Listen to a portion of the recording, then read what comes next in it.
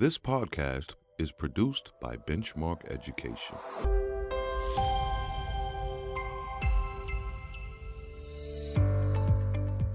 In this episode of Teachers Talk Shop, knowledge building. What we've been talking about here is actually the most effective way to grow Tier 2 vocabulary, which is really nice because anything we can make more efficient in education, we need to grab onto like a freaking lifesaver. That is Dr. David Liben, educator, school leader, and literacy curriculum expert. Recently, he spoke with author and educator Patty McGee about growing knowledge, vocabulary, and reading comprehension. In this episode, the effectiveness of knowledge building as a core part of literacy learning, the research behind it, and how creating and implementing a general knowledge curriculum can get results at even the lowest performing schools. I'm Kevin Carlson, and this is Teachers Talk Shop. Hi, everyone. Welcome. Here today with a focus on background knowledge, on building knowledge as a core part of literacy learning. Before we start getting into this concept, David, could you just share a little bit about your background? Well, to begin with, I'm extraordinarily old, and I've been teaching over 50 years in one form or another, every grade from kindergarten to graduate school in some form or another.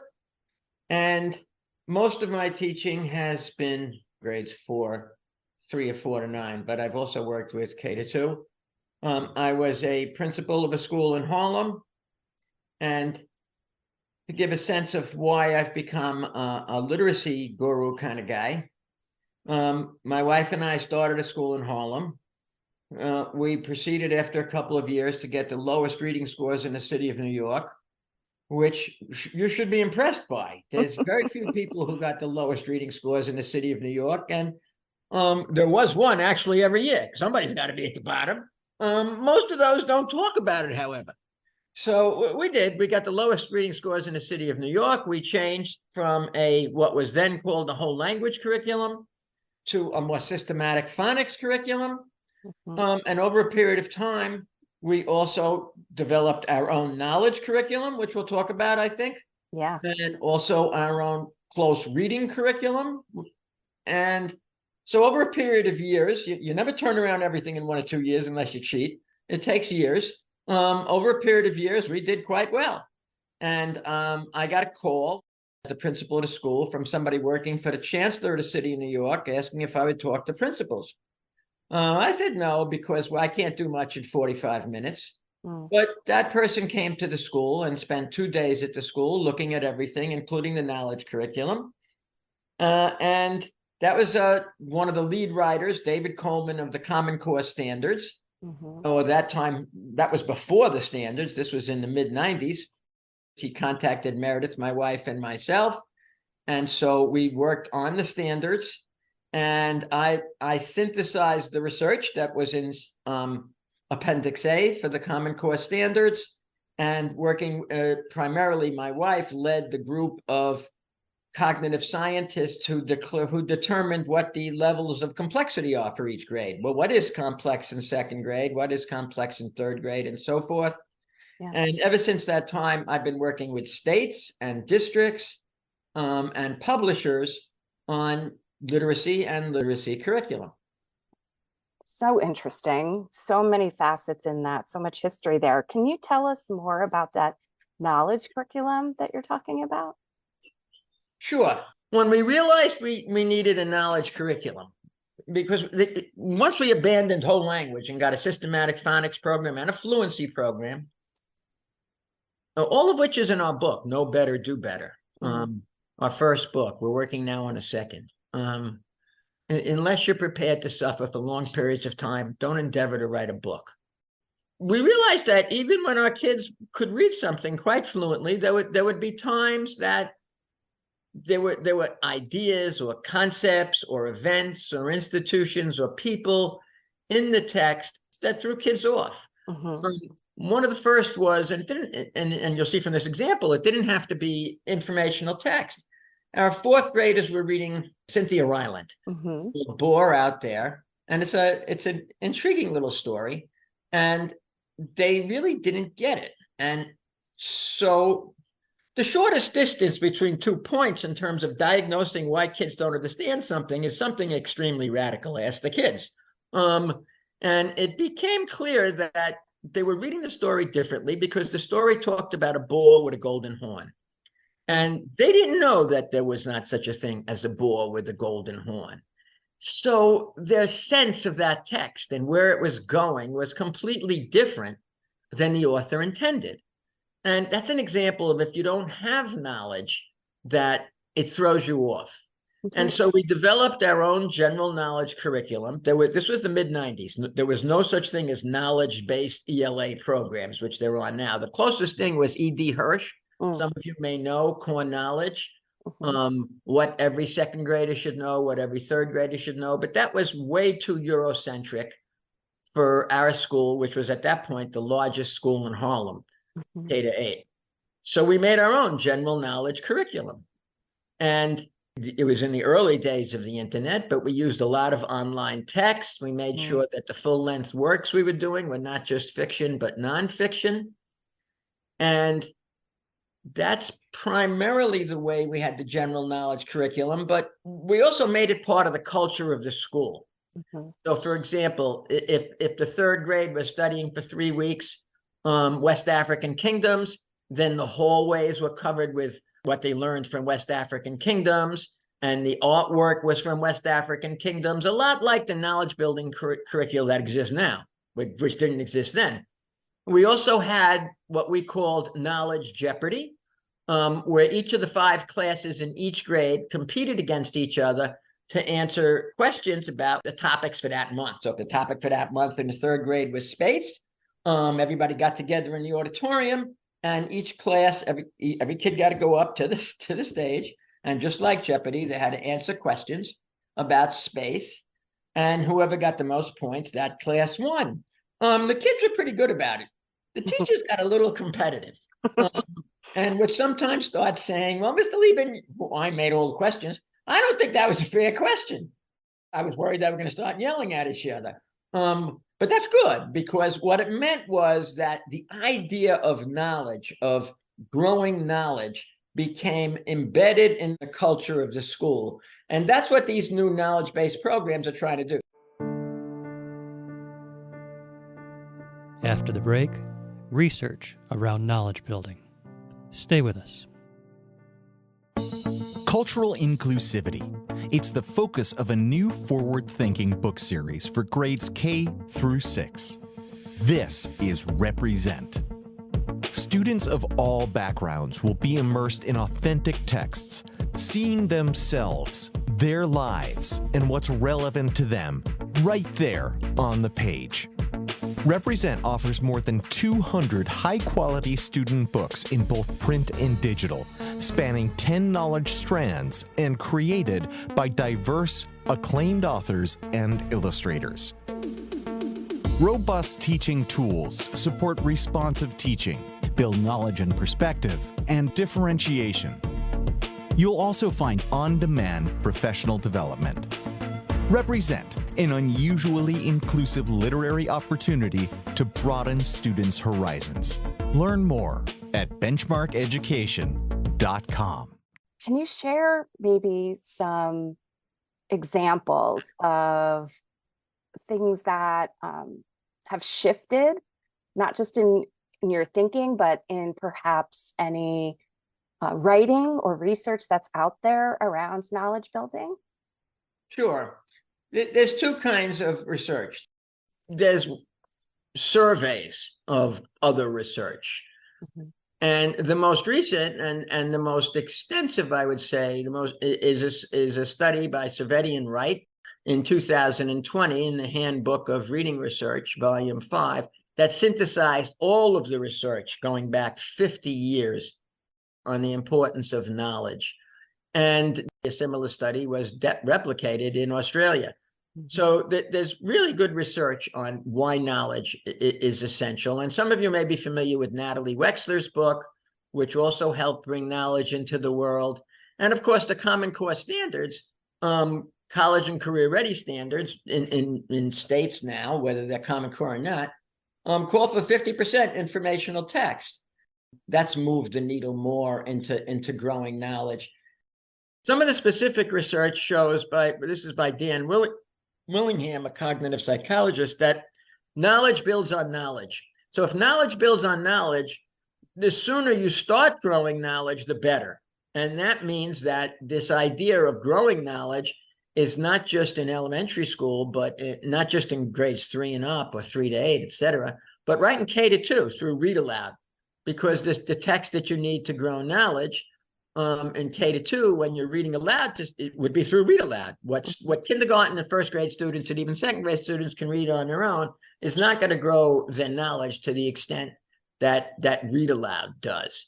And you can get some great examples of this in something called the Read Aloud Project on the Achieve the Core website from Student Achievement Partners, where Meredith and I worked for years. And that's the achievethecore.org. And the other thing that research showed that's very interesting is that to grow knowledge, you don't need to have necessarily beautiful text. In fact, more straightforward, simple text will work fine to grow knowledge. So growing students' knowledge is best done through a series of texts at different levels. It can't all be grade level because not every kid is at grade level. That probably doesn't shock you. But if you have text at a variety of different levels, that helps to grow knowledge. And those texts could be not only at different levels, some simpler, but they can be very straightforward text. They don't have to be beautiful text necessarily in order to grow knowledge. And that's some interesting research. So read aloud for K to 2, or K1 especially, obviously read aloud everyone, but read aloud to grow knowledge in the primary grades. And then you started to talk about having texts that are simpler and not as complex as others. Can you say a little bit more about that? What would that look like in the classroom, that simpler and more complex texts together? Yes, that research, it is based on the research by a variety of researchers showing that the best way to grow knowledge, and we're going to also relate this to vocabulary, so no longer forget about that. Okay. The best way to grow knowledge, to have a series of texts on a topic. Ideally, what you have is the text increase in complexity. So the first text supports the growth of comprehension in the second text. The second text supports comprehension in the third text. The third text supports comprehension in the fourth. And this is based on research by a guy named Tom Landauer, all the way back in 1996, I think, and was confirmed in other research, which I'll talk about more when we talk about vocabulary. So you have these things called text sets, and text sets of a series of texts on a topic. So let's say you have a series of texts on West African kingdoms, and the first text supports the second, and it's less complex. The second text a little more complex and supports the third, and that's what the research says is an ideal way to grow knowledge. And what you can do then is you can have 4 or 5 texts or 3 or 4. There's no research saying exactly how many. 93 would probably be a little too much. You have a series of texts, and each one, as I said, supports the other. And then at the end of 3 or 4 texts or so, then you can have a grade level complex text. And the students can master that grade level complex text because of the earlier texts that support the knowledge. And that's called text sets. And you can find a wealth of information on what is a text set, what's the research, how do you do it, what problems might you run into. Again, on Achieve the Core, just go to achievethecore.org and do a search. They have a search bar for text sets, and you'll get all kinds of research. Super helpful. And I know that anyone who's listening right now who hears what you're saying, who understands the need for knowledge building and is also looking for just a step into it in a really significant way, read alouds, text sets, both of those do that. And what you're also offering for us is there's a clear body of research here, And we don't need to reinvent the wheel. We can simply turn to read alouds and text sets as those places where we can build that knowledge. It doesn't need to be some kind of overly complicated experience. And so that's just really reassuring, I'm sure, for many of us that are listening. Yes, that's absolutely true. Teaching in itself can be overly complicated. Yeah. So the simpler we make it, the better. And also, I would add, you could also have something called like an apprentice text. It might not necessarily be an entire a text set, but it could be one text, which is simpler, Yeah. whether it's page and a half, 2 pages, etc., that supports a longer and more complex text, which is essentially the same as a text set. And to Patty's point, a little bit simpler in some ways. After the break, vocabulary and knowledge building. Stay with us.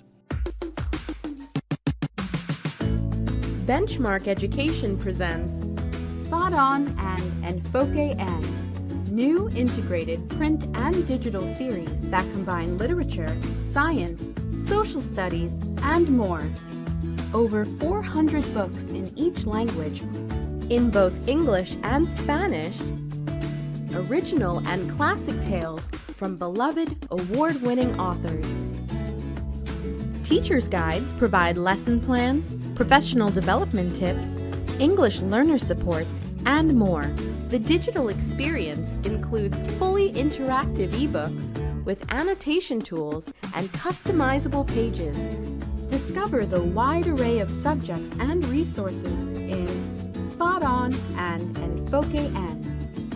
Learn more at benchmarkeducation.com. So you started to mention vocabulary. Well, there's some fascinating research that shows that what we've been talking about here is actually the most effective way to grow tier 2 vocabulary.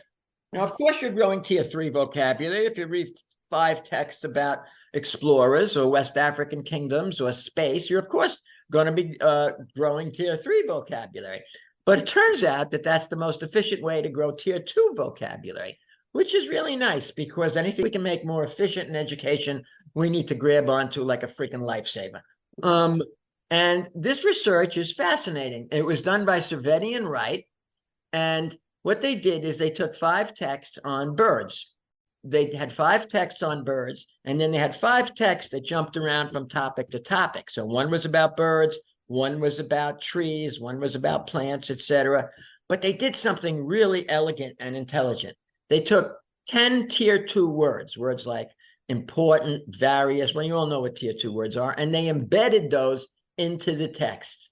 So you had the same tier 2 words in the set of 5 texts all about birds and the set of 5 texts that jumped around from topic to topic. And then they tested the kids to see which kids, the kids who read the 5 texts about birds or the kids who read the text that jumped from topic to topic, which of those kids learned more of the tier 2 words.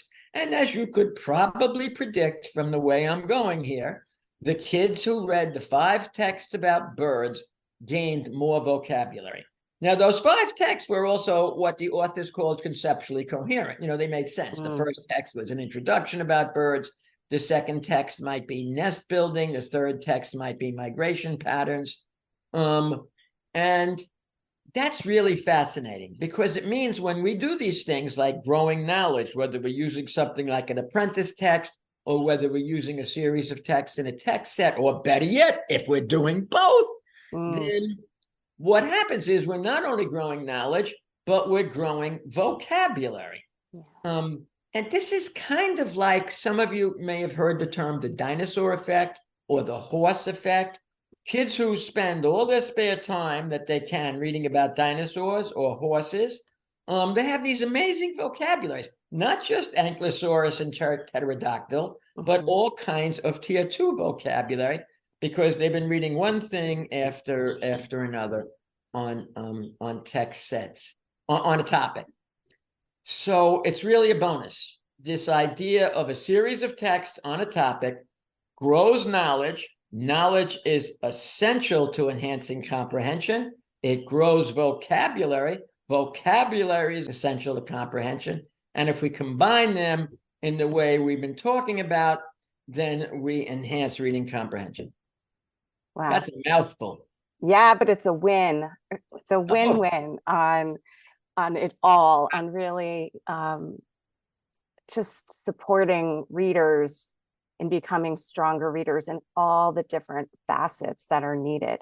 And so by thinking about these text sets and knowing that they'll do the work of both background knowledge, obviously tier 3 vocabulary, but having that bonus of tier 2 vocabulary learning in there as well.